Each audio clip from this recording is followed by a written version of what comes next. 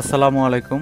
আমি আমার এক ভাইয়ের অনুরোধে এই ভিডিওটি তৈরি করতেছি। উনি এই ওয়েবসাইট থেকে এই টুলসগুলি ক্রয় করেছেন, বাট এখান থেকে এক্সটেনশনটি ডাউনলোড দিতে পারতেছে না এবং এই টুলসগুলি ব্যবহার করতে পারতেছে না। সো এটি কিভাবে করব চলুন দেখা যাক। সেই সাথে আপনারাও দেখেন যে এটি কিভাবে করতে হয়। সো চলুন শুরু করি। এর জন্য আপনারা প্রথমে এই ওয়েবসাইটটি লগ ইন করে নেবেন। ঠিক আছে, ওয়েবসাইট লগ ইন করার জন্য দেখেন উপরে যে লিঙ্কটা আছে এই লিঙ্কটাতে প্রবেশ করবেন, faisalitools.com। এই লিঙ্কটা ওপেন করে এখানে লগ ইন করবেন। আপনার ইউজার নেম পাসওয়ার্ড দিয়ে লগ ইন করবেন।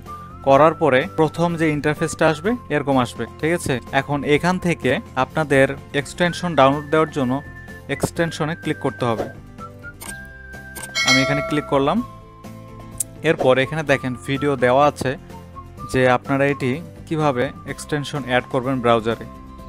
সো তারপরেও যদি কেউ না পারেন, আমি এখানে ভিডিও দিচ্ছি, আপনারা আমার ভিডিওটি দেখে নেবেন। সো এখান থেকে ডাউনলোড এক্সটেনশন, এখান থেকে অটোমেটিক এক্সটেনশনটি ডাউনলোড হবে।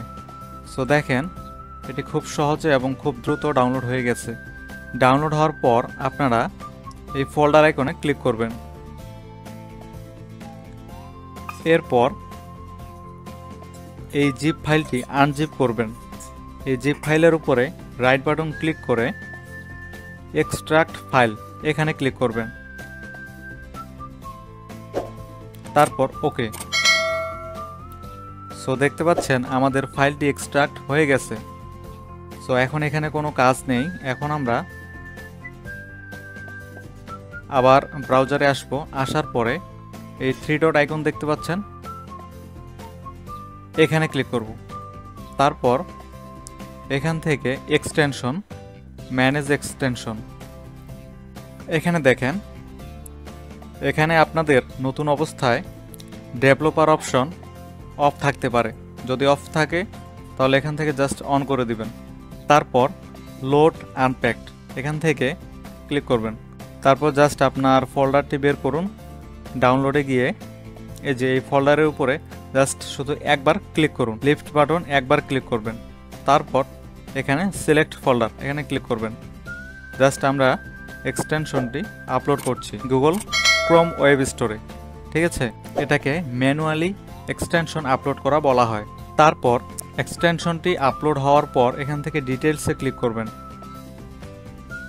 তারপর নিচের দিকে এসে অ্যালাউ ইনকগনিটো এটা অন করে দিবেন। এখন ব্যাক। এরপর এখানে দেখতে পাচ্ছেন যে এটি অটোমেটিক উপরে পিন হয়ে গেছে। যদি এটি এখানে উপরে অটোমেটিক পিন না হয় তাহলে এখানে ক্লিক করবেন। ক্লিক করার পরে এটি ক্লিক দেওয়া থাকবে না, এটি এই অবস্থায় সাদা থাকবে।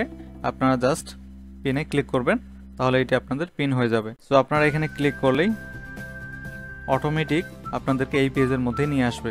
এখানে আসার পরে আপনাদের যে টুলসটি ব্যবহার করা প্রয়োজন এখানে ক্লিক করবেন।